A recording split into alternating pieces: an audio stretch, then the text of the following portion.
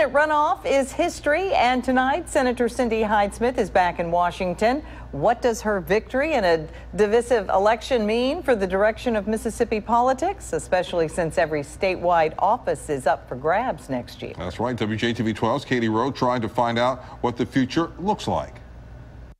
There's some glimmers of hope here for Democrats going into the most important election year, I would argue, 2019. Mississippi is a state known for conservative politics, but do results from the Senate runoff show it's leaning in a different direction? Right now that kind of the smoke's starting to clear from last night, Mississippi is still very much a Republican state.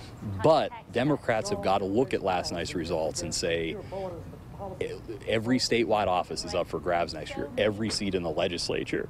This has got to be a pretty positive feeling for Democrats in Mississippi, because they see that they were able to flip some counties that voted just a few weeks ago for Roger Wicker in the Republican Senate race for the first seat, to flip those to Mike Espy. Every state office, including Governor Phil Bryant's, will be on the ballot next year. Bryant will finish out his final term come January of 2020. But political science professor Nathan Schrader believes Democrats could be sensing an opportunity. You'll have a very popular Democrat at the top of the ticket for governor next year, with Jim Hood, the Attorney General, who's a Democrat, already has announced that he's running for governor.